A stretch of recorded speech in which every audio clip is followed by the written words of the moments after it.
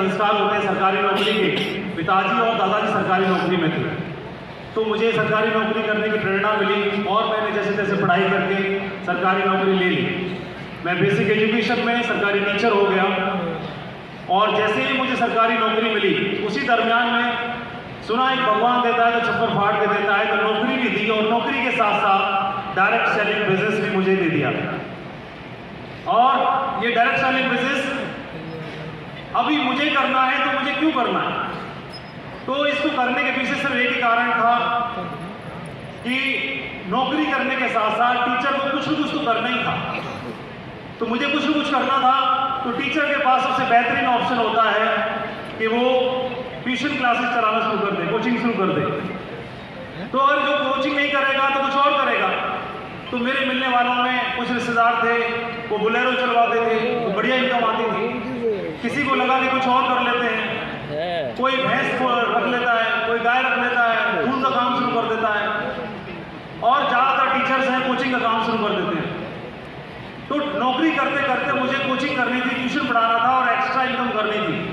ये business plan आया और मुझे लगा कि मैं ट्यूशन तो 5 साल बाद भी पढ़ा सकता हूँ, 4 साल बाद भी पढ़ा सकता हूँ, लेकिन ये काम अगर 5 साल करके देख लेता हूँ, ठीक है, तो हो गया तो बढ़िया है, तो कोई बात नहीं। और दोस्तों शुरुआत मैंने इस बिजनेस के साथ में किया अपनी नौकरी को करते हुए।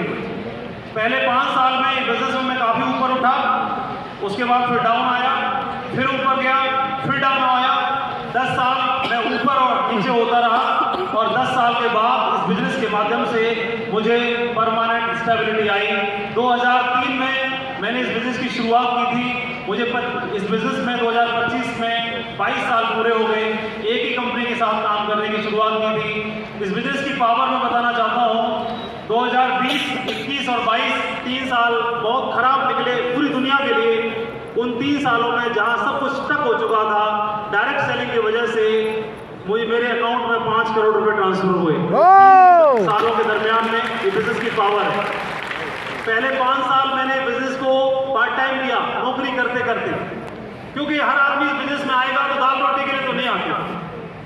मैं नौकरी में था, दाल रोटी की भगवान ने व्यवस्था बहुत अच्छी कर दी थी, दाल रोटी के लिए मैं इसमें नहीं आया।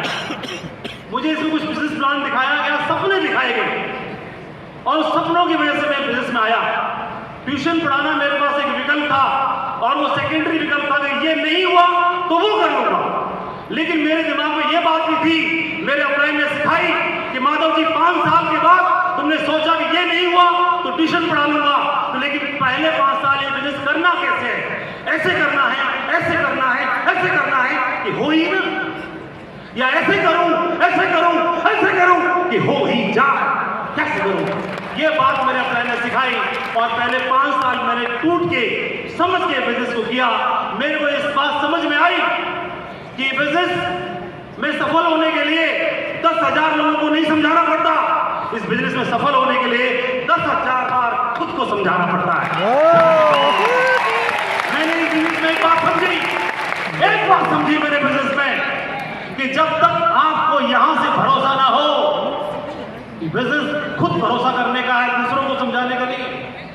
जब तक खुद को भरोसा ना हो, जितने सवाल करने हैं, जितने डॉक्यूमेंट देखने हैं, जो देखना है देखो, जहां जाना जाओ, जो समझना समझो, जिससे मिलना मिलो।